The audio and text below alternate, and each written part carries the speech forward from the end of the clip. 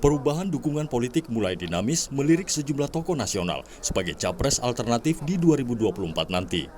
Menteri Pertahanan Prabowo Subianto, Gubernur DKI Jakarta Anies Baswedan, dan Gubernur Jawa Tengah Ganjar Pranowo teratas di survei keterpilihan Capres 2024 Litbang Kompas.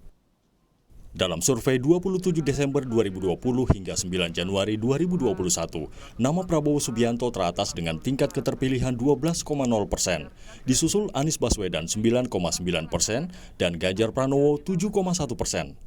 Sebelumnya, Lembaga Survei Indonesia juga merilis survei tokoh nasional sebagai Capres 2024. Prabowo Subianto juga teratas dengan tingkat keterpilihan 22,5%, disusul Ganjar Pranowo 10,6% dan Anies Baswedan sebesar 10,2%. Pihak Partai Gerindra menilai hasil survei ini tidak banyak berubah sejak 2019 dan mendasari kerjasama dengan parpol lain. Namun politisi Gerindra Supratman Andi Aktas menyebut Ketua Umum Prabowo Subianto fokus menyelesaikan tugas sebagai Menteri Pertahanan.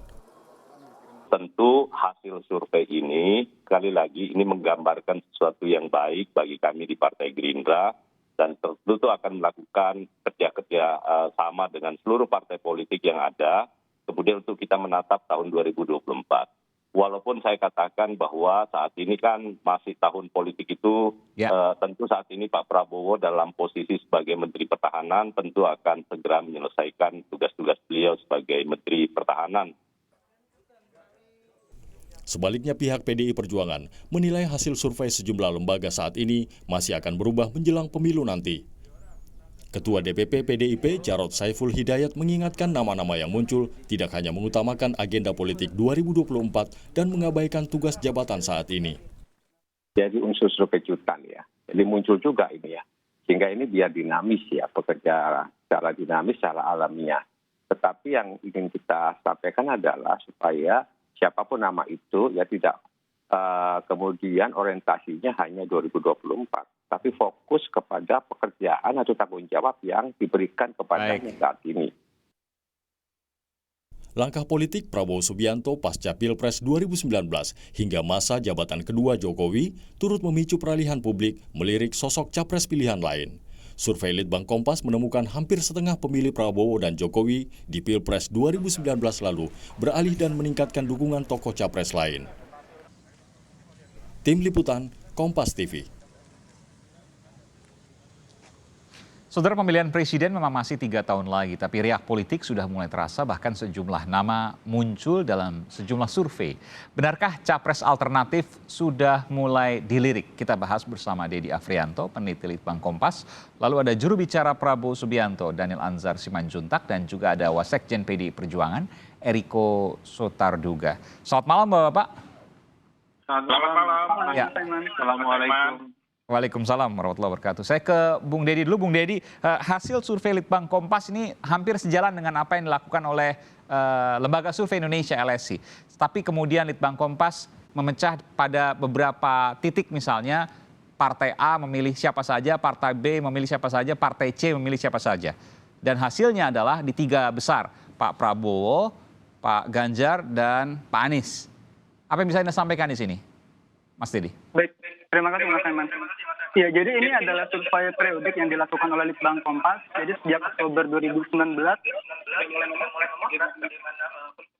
setelah Pilpres 2019, karena kita tahu sejak tahun 2014, kemudian 2019 ada keterbelahan yang cukup dalam yang terjadi di tengah-tengah masyarakat. Dan ini kita coba melihat sebetulnya apakah akan terjadi perubahan peta politik, peta dukungan politik setelah Pilpres 2019 atau seperti apa. Nah, jawabannya adalah ternyata dalam 3 survei terakhir mulai terlihat bahwa publik mulai mengalihkan dukungannya kepada sejumlah tokoh. Tadi ada nama-nama seperti Anies Baswedan, Ganjar Pranowo, kemudian Sandiaga Uno, Tri Risma hari ini, Ridwan Kamil. Itu merupakan representasi dari jawaban publik bahwa saat ini mereka sudah mulai mencari tokoh-tokoh alternatif. Nah, tadi terkait dengan pilihan dengan partai politik ya. Jadi sebetulnya ada 3 temuan utama dalam riset kali ini. Pertama adalah masih mendominasinya nama Prabowo Subianto dalam kancah tokoh politik nasional sebagai calon presiden. Kemudian yang kedua adalah mulai beralihnya dukungan dari para pemilih Jokowi di tahun 2019 lalu, dan kemudian pemilih Prabowo juga saat ini juga mulai sudah melihat calon-calon lain. Ini menarik. kalau kita lihat lebih mendalam misalnya, pemilih Jokowi yang mungkin saat ini sudah mulai melirik calon lain itu ada sekitar 46%, Mas Aiman. Ya. Dan sedangkan pendukung Prabowo yang juga melihat calon lain itu juga hampir sama, sekitar 45%. Artinya apa? Baik pendukung Jokowi maupun pendukung Prabowo ini sama-sama mulai mencari tokoh-tokoh alternatif lain seperti itu. Tunggu sebentar, Mas Dedi. Dari mana Anda bisa mengatakan bahwa tokoh-tokoh ini mencari capres alternatif? Bukankah ini kemudian berupa pertanyaan tertutup, misalnya ya mereka harus milih, ya mereka milih gitu? Oke, jadi kita melakukan survei pada 2000 responden 34 provinsi dan kita memberikan pertanyaan terbuka, jadi bukan pertanyaan tertutup, Mas Aiman. Jika saat ini Pilpres diadakan, kira-kira siapa tokoh utama yang mereka pilih? Jadi ini semacam top of mind atau pilihan utama dari masyarakat. Kira-kira di tahun 2019 lalu mereka memilih siapa, dan di tahun ini mereka memilih siapa, seperti itu. Dan kita mulai melihat bahwa bagi pendukung Prabowo hampir separuhnya itu mulai mencari tokoh alternatif lain, dan juga bagi pendukung Jokowi juga seperti itu. Ini mengindikasikan bahwa publik juga mulai mencari nama-nama lain yang tadi seperti yang sudah disampaikan di awal. Apakah kemudian ketika ini kan kita bicara masih 3 tahun lagi 2024, apakah kemudian nama-nama yang muncul ini kan selalu terulang ya, dari 2020, 2021 nggak banyak berubah. Apakah bisa disimpulkan nanti 2024 juga akan nama-nama seperti ini yang kemudian akan muncul? Baik, ini menarik ya. Ini adalah kali kedua publik menghadapi situasi seperti ini. Pertama adalah tahun 2011. Saat itu masyarakat juga mulai mencari tokoh alternatif setelah SBY menjabat selama 2 periode. Betul. Nah, perbedaannya adalah ketika itu hanya ada tokoh-tokoh nasional.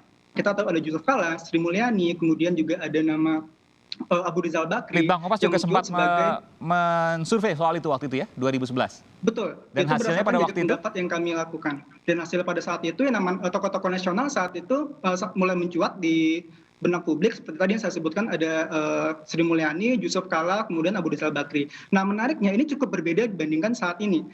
Saat ini nama-nama yang muncul justru sebagian adalah tokoh daerah. Mulai dari Ridwan Kamil, kemudian Anies Baswedan, Ganjar Pranowo, Tri Risma Harini, itu yang pertama perbedaannya. Kemudian yang kedua, jangan lupakan bahwa nama Joko Widodo dalam survei jajak pendapat Litbang Kompas pada 2011 itu belum muncul. Tapi kemudian mulai mengalami kenaikan elektabilitas itu setelah Pilgub 2012. Nah, boleh jadi ini masih sangat bergerak, terutama kalau kita melihat sejarah dari pemilu 2014 lalu, sebetulnya memang masih ada tokoh-tokoh lain yang mungkin berpotensi seperti itu kalau kita belajar dari sejarah Pilpres sebelumnya. Oke, meskipun pada waktu itu mungkin dianggap terlalu jauh karena masih wali kota, tapi ketika kemudian Gubernur DKI Jakarta maka semakin dekat. Bisa juga kemudian psikologisnya seperti itu. Karena 2011 sesungguhnya sudah terdengar nama Pak Jokowi meskipun pada waktu itu masih wali kota. Saya ingin ke Bung Daniel. Bung Daniel, ini jadi jagoan survei, menteri Anda juru bicaranya. Sejak awal 2020 bahkan sampai 2021 bertahan kurang lebih ya, meskipun 1-2 kalau digabungkan dengan margin error ini masih dalam ya aman lah 3 besar. Artinya kalau seandainya, saya ingin bertanya gini, pasti saya tahu jawaban Anda bahwa Pak Prabowo tidak berpikir ke arah sana. Itu pun yang disampaikan oleh sejumlah bakal calon presiden sebelumnya, termasuk Pak Jokowi misalnya pada waktu itu. Tapi saya ingin bertanya, kalau seandainya nama ini terus muncul sampai nanti menjelang 2024, kok sulit di bayangan publik Pak Prabowo tidak kembali mencalonkan? Logika itu diterimakah oleh Anda? Mas Aiman, sebenarnya saya dan kami di Gerindra termasuk Pak Prabowo bersepakat tadi dengan apa yang disampaikan oleh Pak Jarod. Bahwasannya sekarang semua menteri termasuk Pak Prabowo itu fokus menunaikan amanah yang sudah diberikan oleh Pak Prabowo. Yang bikin repot ini kan ketika teman-teman Litbang Kompas, para pollster, kemudian wartawan, kemudian mengangkat isu hasil survei. Nanti kan yang dituduh bernafsu, yang bertuduh jawat politiknya tinggi, itu justru kami para politisi, Bang Eriko dan sebagainya. Padahal pada saat ini kami semuanya fokus menunaikan tugas dan amanah, termasuk Pak Prabowo. Tapi Bung Daniel sempat menyebut juga nyerempet-nyerempet ketika banjir rame-rame, lalu kemudian menyampaikan pesan bahwa ini adalah politik kebencian bagi Anies, Ganjar, dan RK. Iya, jadi bagi kami yang politik itu adalah ranah fastabiqul khairat dalam Islam itu. Berlomba-lomba dalam kebaikan. Nah, saat ini adalah momentum untuk berlomba-lomba bekerja yang terbaik, memberikan tugas yang baik terhadap apa yang sedang diamanahkan. Oke. Nah, sekarang Pak Prabowo itu diamanahkan oleh Pak Presiden Jokowi sebagai Menteri Pertahanan. Nah, yang ingin dilakukan Pak Prabowo pada hari ini adalah memberikan kerja yang terbaik di bawah kepemimpinan Pak Jokowi. Itu yang paling penting. Nah, kalau kemudian ada eksternalitis positif, sebutlah begitu, melalui hasil survei dan sebagainya, tentu itu di luar kontrol kami. Jangan sampai kemudian nanti publik seolah-olah pada saat ini kita mengalami pandemi yang belum tuntas, kemudian keadaan masih banyak musibah dan sebagainya, kita sudah riuh dengan pembicaraan pilpres dan sebagainya. Padahal kan yang membicarakan ini sebenarnya bukan kami, yang membicarakan bukan PDIP, bukan Gerindra, bukan, justru yang membicarakan dan mengangkat ini adalah Litbang Kompas, misalnya Polster dan sebagainya. Ini yang sebenarnya bernafsu jadi presiden siapa, kira-kira begitu. Jadi Pak Prabowo nggak bernafsu jadi presiden sama sekali, Anda mau mengatakan itu? Atau Anda nggak berani menjawab itu? Mas Aiman ini memang berbahaya. Saya bertanya kepada Anda. Mas Aiman, yang jelas Pak Prabowo. Anda nggak mau menjawab itu, Bung Daniel? Anda nggak mau menjawab itu? Menunaikan tugasnya. Itu jawaban. Pertanyaan saya sederhana sebenarnya. Apakah kemudian Pak Prabowo sama sekali tidak bernafsu untuk menjadi presiden? Nafsu Pak Prabowo pada hari ini adalah membantu menunaikan tugas sebagai Menteri Pertahanan di bawah kepemimpinan Pak Jokowi. Tidak lebih dari itu, tidak pernah kemudian menyimpan lagi ke depan misalnya, tidak ada lagi.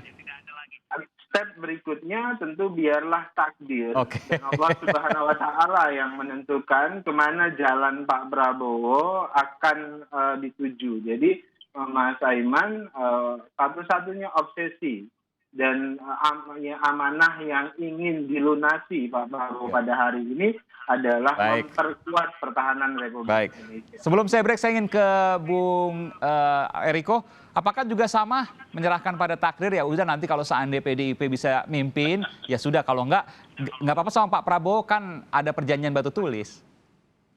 Mas Aiman, tadi saya mau memakai baju warna hitam. Saya jujur saja, sudah saya siapkan. Apa artinya? Tapi saya sama Bung Daniel Anzar ini nggak tahu ya. Dulu kita itu berseteru aja di media ini. Sekarang seperti punya hati yang sama. Saya pikir saya nggak mau pakai baju hitam. Maksudnya PDIP sama Gerindra makin mesra gitu?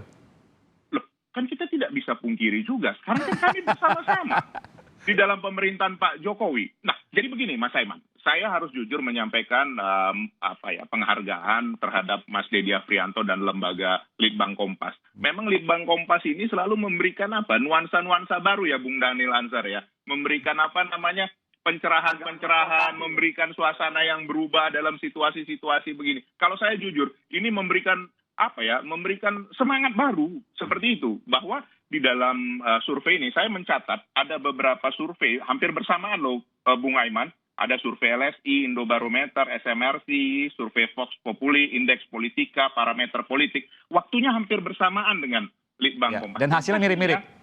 Kurang lebih mirip-mirip. Oke, dan satu hal yang saya mau bertanya. Satu hal Mas Emma. Iya, silakan.